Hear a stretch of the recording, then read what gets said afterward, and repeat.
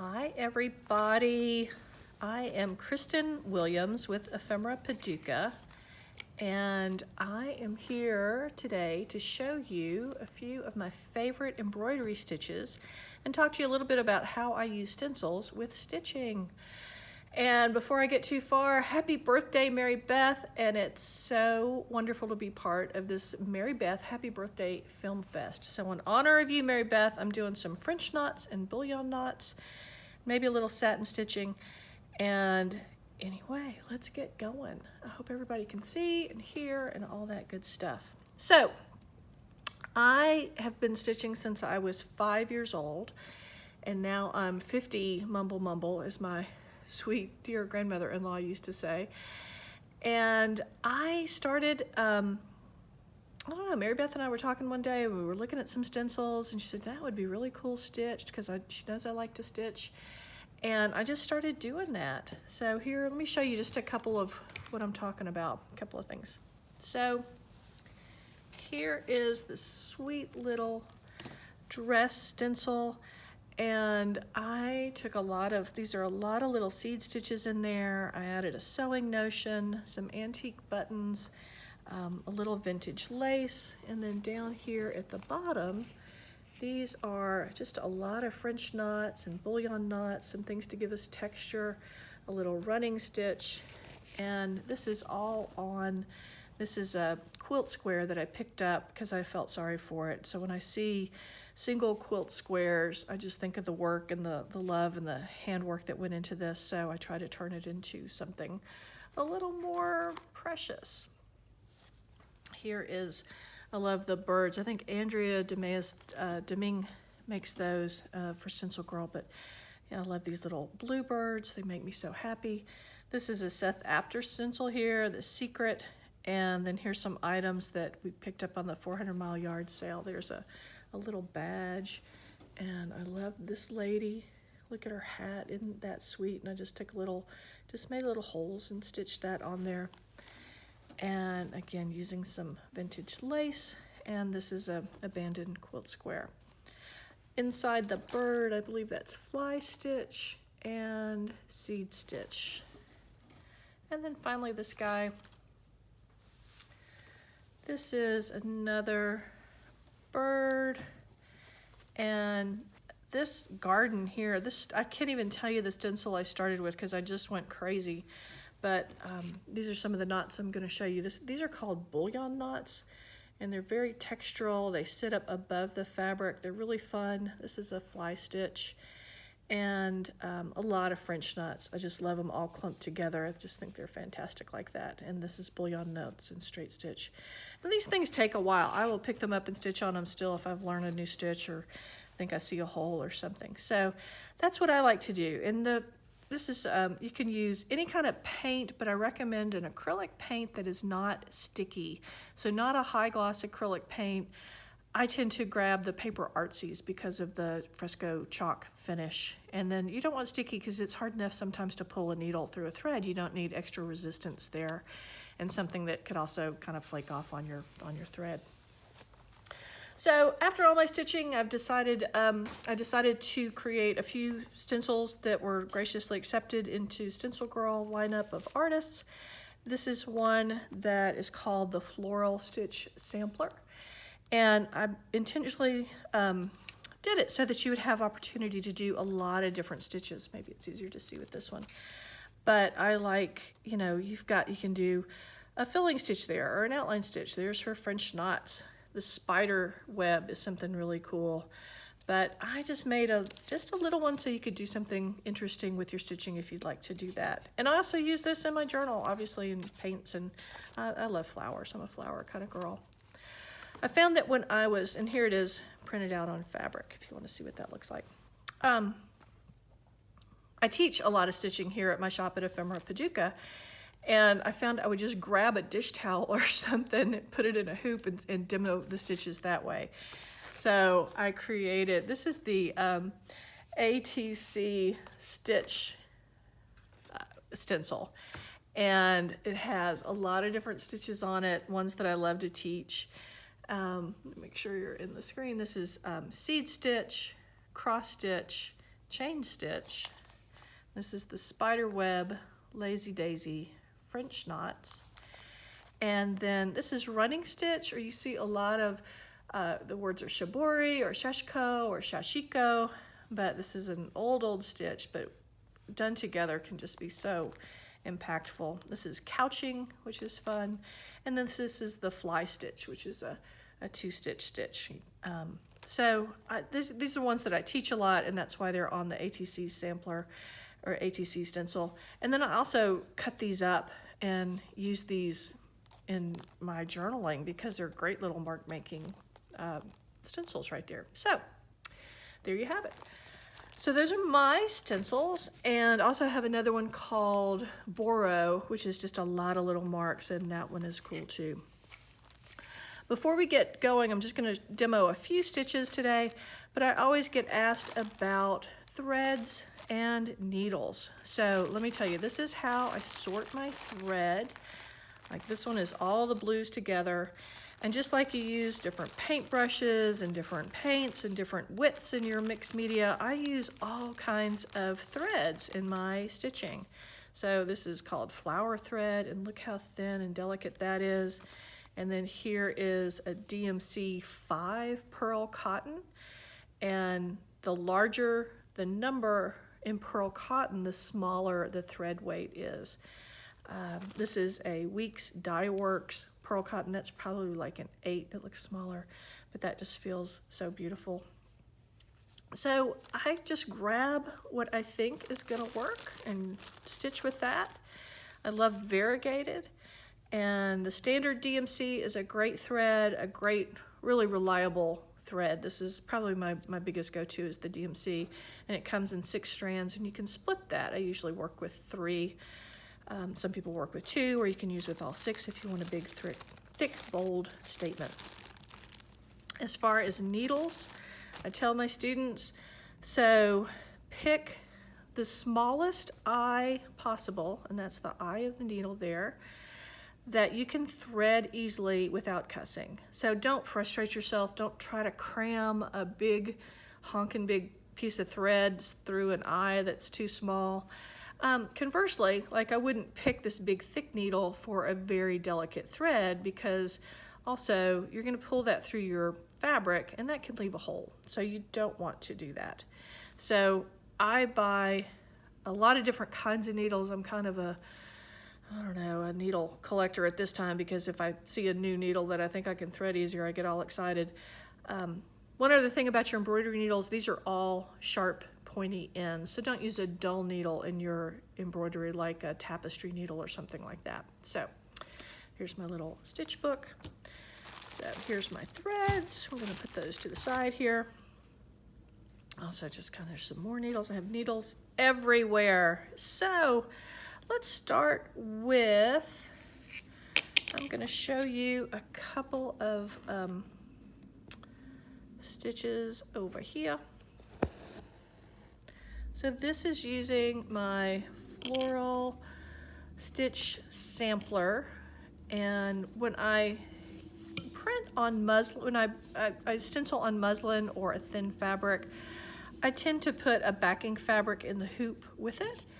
And what I mean by that is I just lay my fabric on top of a piece of fabric, put the hoop on, and then once you start stitching through, it's going to hold those two together. You know, there's no need to stitch them together before you start stitching yourself. And I do this for a couple of reasons. Some of these stitches where you come up through the fabric and this is a thin piece of fabric, you can make a hole, or you see the threads carried underneath, which I don't particularly like. I also like having a color palette just to kind of inform what I'm doing. I subconsciously grab those colors that I see in the backing fabric, and that makes me happy. So I'm not going to demo this because it is kind of like watching paint dry, but this is the spider web stitch on that stitch sampler stencil. And so these are just long stitches that you make, and it helps to have an odd number for one of the things you can do with this. And then you just weave around. Remember making God's eyes in Sunday school? Or you can go up and down, up and down, up and down. And that's why I say an odd number, because then it looks cooler when you get woven all around that. So hopefully you can see that. So one of my least favorite stitches is the satin stitch. And I do it because I'm very self-critical. And the satin stitch, each stitch can look like crud, but then when you get it all done and it's a petal or something that is to itself, it looks fine. You know, it's kind of like that self-criticism getting through the ugly stage in mixed media. But so this is satin stitch here on the petals of this flower. So one little tip about satin stitch is to outline what you want to fill in with just, you know, this is called a back stitch, or you don't even have to connect, but just so you've got an outline here of where you're going. And it also helps make it puffy. So with the satin stitch, you come up. I do it in one stitch. I don't come up and then go down in and then come back up. So I just pull through the fabric like that. And another, you know, with all of these stitches, it's about tension, and I never pull too hard, because you're just laying that thread on top of your fabric. You're not having to secure anything, so don't yank it through. But so I'm not going to make you watch me fill all that in, but you can see where I'm going, and I would probably go back in and add a few more stitches in that middle there. I'm not real happy with that.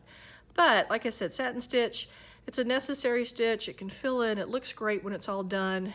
The other important safety tip with satin stitch is I always start in the middle. So I did that side first, and then I come back here, and then I go to the end. I always found if I started on one end, I'd end up down here and I'd be all wonky. So start in the middle so you have that straight up and down all the way. And that's what I did there as well. All right, satin stitch. So one of my favorite stitches, and I'm going to do this one a little bigger than that one so you can see. One of my favorite stitches is called the Bouillon Knot. So think of bouillon cubes, I guess is how you spell that. So I've come up in the middle of this flower, and I wish I had not. Anyway, I'm going to do that anyway. Anyway, so I've got my needle. I'm going to go in. I'm going to go a little past that because I'm going to show you a big one. And I come back out, and I'm keeping my needle piercing my fabric. I'm not pulling through yet. This is a multi-staged stitch. So Bouillon knot, I'm going to put this down because you need a lap or you need a flat surface for it. So let me focus in, make sure I got it. Okay. So then I take my thread and I'm going to wrap it around the needle. I'm going to wrap it like 16 times. 1, 2, 3, 4, 5, 6, 7, 8, 9, 10, 11, 12, 13, 14, 15, 16. You can do anywhere from 10 to 16 to 20. So hope you can see. Here is, I'm pierced through my fabric. I've wrapped this away from myself 16 times. And then I'm going to pull this thread through that wrapping and attach it back over. So I'm going to hold this with my thumb as I pull through.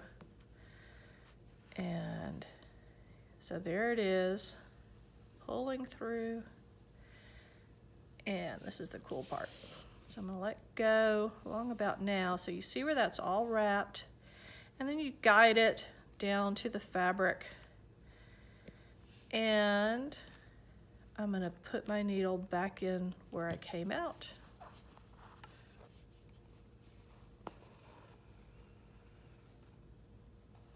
And that is the Bouillon knot. Let me do another one just so you can see. I'm going to start here just so I can wrap easier going this way. Nope, wrong way. Here we go. I'm going to start at the end. Once you start getting in the middle there, it's easier to wrap on the end rather than in the middle. So I've come up on the end of the petal. I'm going to go in the middle, come back out where I pulled up my fabric. I'm going to put my hoop down. So again, with the fabric piercing, or the needle piercing the fabric, I'm lifting it up with this finger, I'm gonna wrap the same number of times on each petal. So what did I do? 20? 16. 1, 2, 3, 4, 6, 7, 8, 9, 10, maybe 20. I forgot. You know, we're gonna do this many. Doesn't really matter. You just don't want them all different sizes. Well, you could have all different sizes. Flowers aren't consistent. Okay, so you see that I've got that wrapped. I'm still piercing the fabric. I'm gonna put my thumb there as I pull the thread through what I just wrapped. It's running away. And you don't want to wrap too tight because you want to get that thread through. I wrapped a little tight because I got lost on my counting. And you see how it's coming together? Pull it towards me, get it situated, and cinch her down. There you go. That is the Bouillon Knot. Now these look great standalone, as flowers, group them together. I just love those. So there's that. And then on the ATC stitch stencil, again, I used paper artsy paint, a non-sticky paint. This is a very thin piece of muslin. I've got my backing fabric, as you can see. And I'm gonna show you French knots with, first with pearl cotton. I think this is like a 5 pearl cotton, and then with silk ribbon. So I've got, aren't you grateful you're not having to watch me thread needles? I'm grateful I'm not having to thread needles. Every now and then I just take my thumb and get all the, let me show you that. Every now and then I take my thumb and get the kinks out of your thread. I think that's important, especially before you start doing French knots. So, all right, zoom in a little bit. So here I've come up in the middle of where I want to be. And French knots are a two-handed stitch. So you need a lap or a flat surface. Where people get really messed up with these is when they try to get fancy and do them up in the air, but the tension is the most important thing with the French knot. So it's very much a two-handed stitch. So here I've got my needle. For some reason I always wrap away from myself. I don't know why. So 1, 2, 3. And I was taught to go right back in the hole where I came out. I don't do that anymore because, you know, if you don't have it all right, you just end up making a little stitch. So I go where you pull it through. Oops, what have I done? Okay, talking too much. 1, 2, 3. I go right next to where I came up. So here's the important part. So you see where I pulled that. I didn't pull it really tight because I want it to be a nice fluffy French knot, but I'm gonna hold this with my thumb on the hoop, and then I'm gonna pull the thread through. And I'm not gonna go too fast. There you go. And then when I get close, I'll let it just do its thing.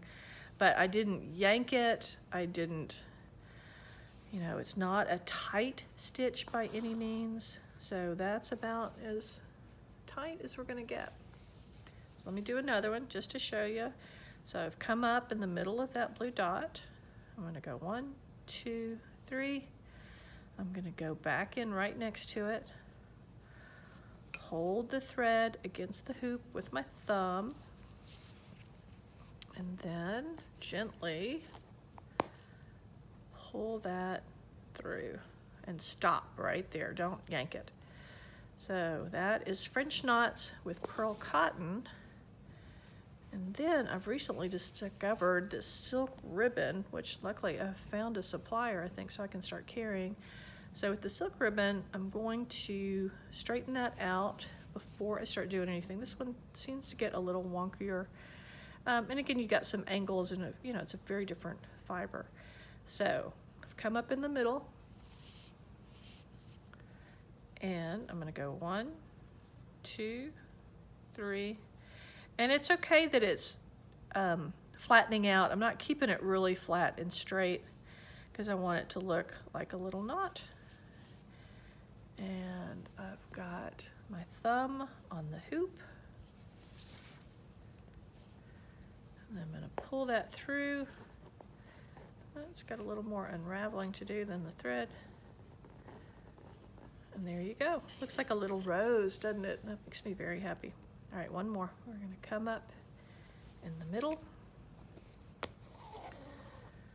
I'm going to get the kinks out of my thread. And 1, 2, 3. Go back in next to where I came. And I'm going to hold this with my thumb.